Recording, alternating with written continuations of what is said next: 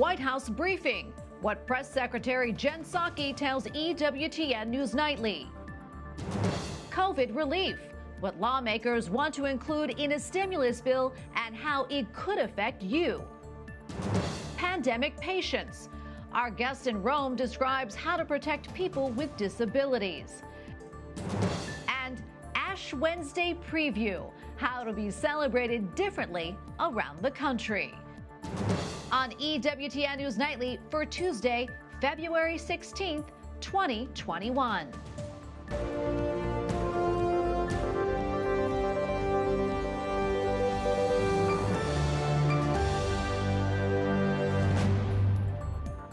Thank you so much for being with us tonight. I'm Tracy Sable. Now that the impeachment trial is over, the attention on Capitol Hill has moved to a nearly $2 trillion COVID-19 relief package. The House Budget Committee will put together the final bill based on what other committees approved last week. Capitol Hill correspondent Eric Rosales joins us now with the latest. Eric. Well, Tracy, here in the halls of Congress, Republican lawmakers I spoke with say that they are not in support of President Biden's $1.9 trillion relief package. They say it's simply too large, not targeted enough, and they can't support things such as a $15 minimum wage increase. But most importantly, they say that they can't support using tax dollars to fund abortions. We are going to rush to get this done, to help deploy more vaccine, to help get kids back into school safely, and to provide the other important benefits in this rescue package. It's those other benefits that has lawmakers and pro-life groups concerned. Marjorie Dannenfelser, president of the pro-life Susan B. Anthony list, told our news partner, Catholic News Agency, that, quote, House Democrats are shamefully pushing a massive expansion of abortion on demand, paid for with tax dollars in the guise of COVID-19 relief, including payouts to abortion giant Planned Parenthood. Democrats in the House are confident a version of the relief bill will pass, even without Republican support, by as soon as next week. Certainly on the president's desk in time to offset the March 14th deadline where some unemployment benefits will expire. Right now, the proposal contains $750 million for global health and billions of dollars for community health centers, but without Hyde Amendment provisions. The Hyde Amendment prohibits federal funding of elective abortions in health care and has been part of congressional appropriations for decades. We've gone so far in the direction of what's occurred since Roe versus Wade, and here we are. And I think even Democrats, even younger demographics that sometimes support the rest of the agenda that Democrats put out there, I think are coming back the other way. Senator Braun did tell me that Republicans did propose a $618 billion in federal funds, but so far nobody has supported that and did not include any tax dollars for abortions. Now, it's important to note that the U.S. Bishops' Conference has asked lawmakers not to include any tax dollars for abortions in the upcoming COVID bill. At the Capitol, Eric Rosales, EWTN News Nightly. EWTN News Nightly was able to press the Biden administration about abortion funding. White House correspondent Owen Jensen questioned the press secretary this afternoon and has more now from the White House. Owen? Tracy, as the American Rescue Plan moves forward, today I asked White House Press Secretary Jen Psaki if the administration can guarantee that U.S. taxpayer dollars will not go to abortion providers.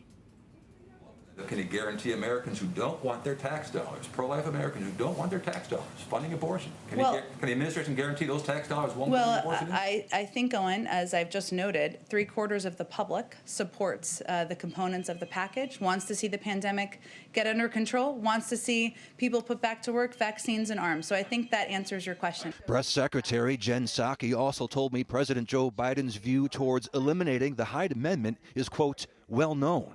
But a recent Knights of Columbus poll shows a majority of Americans do not favor taxpayer-funded abortion. Meanwhile, President Joe Biden is taking his rescue plan on the road. He'll be at the Pabst Theater in Milwaukee, Wisconsin tonight for a CNN town hall. His objective is really to make sure he is engaging directly with the people who are impacted by the pandemic. Just today, the president tweeted, "Before I took office, I set a big goal of administering 100 million shots in the first 100 days. With the progress we're making, I believe we'll not only reach that, we'll break it." We're increasing the vaccine supply to 13.5 million doses per week. Dr. Anthony Fauci is feeling very good about declining COVID numbers and more sleeves rolled up, but remains concerned about variants and people saying they've had enough. One of the things we need to make sure we do is we don't get complacent when we see those numbers go down. We've got to continue with the public health measures. The Biden administration also announced more time for homeowners who are losing sleep over their mortgages. The president is extending a ban on housing foreclosures to June 30th. The feds say almost 12% of homeowners are late on their payments. Today, the administration is taking another step to bring urgent action, relief to the American families struggling to keep a roof over their heads. Also tonight in Milwaukee at that town hall, this will be the president's first public appearance since the CDC, the Centers for Disease Control and Prevention, released a roadmap for reopening schools, and no doubt that'll come up. At the White House, Owen Jensen, EWTN News Nightly. 9 pro-democracy advocates in Hong Kong appeared in court today on charges of organizing or participating in an illegal assembly in 2019. 7 of them, including Catholic business tycoon Jimmy Lai, pleaded not guilty. 2 others pleaded guilty. The charges are widely seen as a move by China to crack down on dissent. Pope Francis modified the Vatican's criminal code that he says were outdated. The change involves the treatment of a defendant in a criminal trial, including the possibility to reduce sentence for good behavior and not being handcuffed in court. Pope Francis remembers the 21 Christians who were killed by ISIS in Libya in 2015. Santi cristiani di tutte le confessioni. The Holy Father says the men, all of whom were Orthodox, show the meaning of true faith in God for people of every faith. Pope Francis adds they died crying out to the Lord, and their courage was a gift from the Holy Spirit. Christians in Iraq look forward to the Holy Father's upcoming visit and see it as a sign of hope. Christians in Iraq have been persecuted by terror groups for several years now. Next month, Pope Francis is expected to meet with priests and nuns in Our Lady of Salvation Church, the site of a 2010 massacre. This will be the Holy Father's first trip abroad in 15 months. COVID-19 patients with learning disabilities in the UK have been given do not resuscitate notices. A National Health Service report shows that COVID-19 was responsible for 65% of deaths of people with learning disabilities. That is 6 times higher than the general population. An urgent investigation is underway. Joining us now from Rome is Christina Gangemi, director of the Kairos Forum for Cognitively and Intellectually Disabled People. She has also collaborated with Vatican events. Christina, welcome. Thank you so much for joining us today. Tell us, why do you think the Do Not Resuscitate notice, why do you think it was given to COVID patients with disabilities in the UK? Unfortunately, in the UK, we have something like 35,000 people with disabilities dead due to COVID. The Do Not Resuscitate is actually something that's been on many people's records anyway, but I think that it was put as a blanket instruction because they feared that there wouldn't be enough beds, and also because it's difficult for some of the national health providers to get consent. The best thing to do, they felt, I think, was just to say, do not resuscitate and do not waste time even trying to get consent. I think that this is something that's more worrying even now with regards to vaccines, because people with intellectual disabilities are not being called up for vaccines, and also because of this lack of capacity, they're not being tested either. So I think it leaves the person with intellectual disability very vulnerable, but I think that was the reason. It was for fear of having to give up beds for those who are strong, presumed strong. So I think it's a presumption. Yeah. And in your line of work, Christina, what are the challenges that you face in protecting people with disabilities? The challenges are making sure that people with disabilities aren't left to experiences of isolation and loneliness. This is in the church as well. Even during the pandemic, when the church went online, very little was made available for people with intellectual disabilities. And so I think one of the challenges is that people take people with disabilities seriously, not seeing that they're people to be included, but that they are people who belong to the church. And protecting their lives is just about making sure that they're present and not forgotten.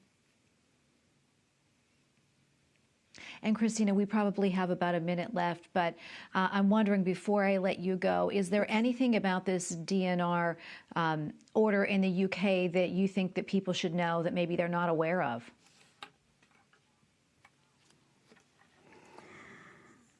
I think it's important that we, as MenCap did, and as some of my colleagues have done, I think it's important that we don't overlook the fact that people with disabilities have been treated very poorly during COVID. And I think the most important message comes from a colleague of mine, because she says the experience of COVID will invite us to really reflect upon what we value in the world and who we value. And I think that that's very important for us as a church as well. Oh, Christina, thank you so much, and thank you for what you do. We appreciate you coming on. Christina Gangemi, Director of the Kairos Forum for Cognitively and Intellectually Disabled People. Thank you again. Thank you. Coming up, a new look for Ash Wednesday. The changes you'll see from Detroit to San Diego. And combating censorship, how big tech companies seem to be targeting conservatives and pro-life groups.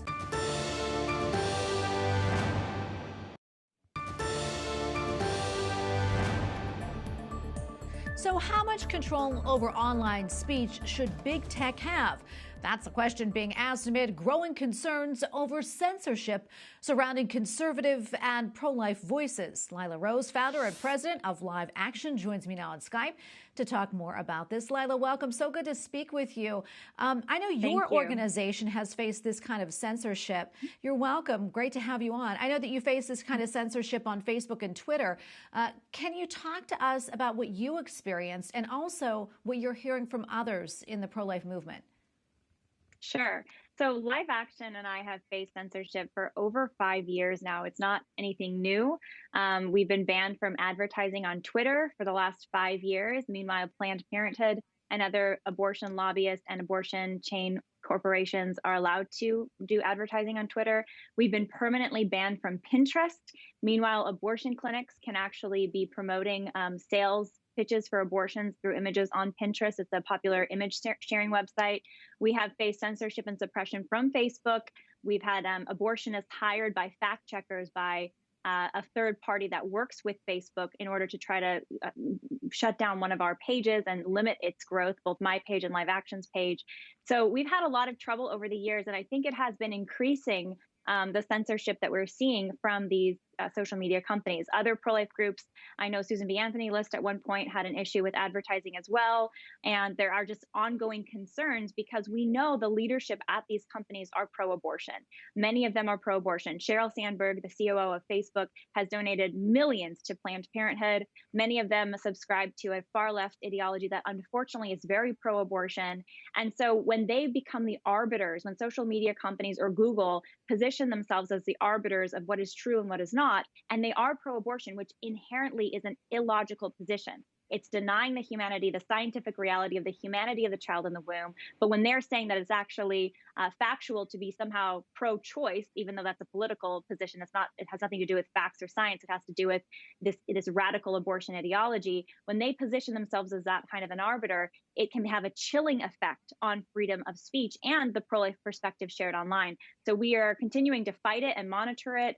But it goes to the larger problem of the control, the almost monopoly that these major tech companies have over conversation and the sharing of information online. Yeah, and what's your biggest concern, about what we're seeing right now and the message that it's sending? Well, the biggest concern is they can shut you down. I mean, the reality is Facebook can completely, if they wanted to, they could shut down all pro-life pages. There's nothing stopping them right now. That same could be done on Twitter. They could silence pro-life voices. They've actually done some of this in the past. They've suppressed Live Action and My Voice. So they can do that. They technically have the power right now to do that. And they should not have the power to do that, because here's the reality. They are effectively monopolies. This is the public square now, the new public square, which has become digital. So for these tech companies to claim that they are not politically biased, and yet they hold this tremendous power, not just over the conversations happening publicly, but power that can influence elections, power that can influence law. This power needs to be checked. It can't go unchecked. And that's why I support some of these efforts to question the monopolies that they have created and potentially break them up, because that will be a check against the huge power they have, and which is power that they can wield politically to silence dissent and ultimately potentially silence the pro-life voice online. Yeah. On a different note, before I let you go, I know you have a new book out called Fighting for Life. Tell us about it and why you decided to write it. Sure. So this is my first book. It's been 15 years in the making, but it's really a manual and I hope an inspirational guidebook for readers to look at and know the steps for how they can get started. Because whether it's big tech censorship or whether it is fears of the controversy of fighting for the pro-life cause, or just standing up for our Christian beliefs as a Catholic in this country and in this world, there's just going to be a lot of fear, a lot of opposition. So how do we become the force for change that we are called to be in the world, with love, with truth, with the message of Christ? So that book is really the culmination of the messages and the lessons that I have learned over the years for how to stand up for life. And I hope it's inspiring and encouraging to everyone. There's always a way to stand up, no matter your background, no matter how old you are, how young you are. We each have a role to play. Absolutely. Congratulations on the book, and thank you so much for coming on and sharing your views with us. We appreciate it. Lila Rose, Live Action founder and president. Thank you again. Thank you. Thanks so much. Up next, virtual pilgrimage, how you can tour the Holy Land from the comfort of your own home.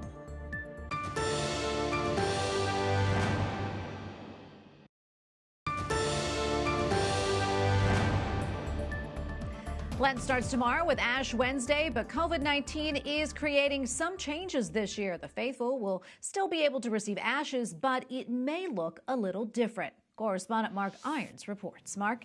Tracy, I spoke to priests across the country about this. Following guidance from Rome, procedures have been put in place to keep people safe. Archbishop Paul Coakley of Oklahoma City tells me in the U.S. this year, you may be receiving ashes the European way.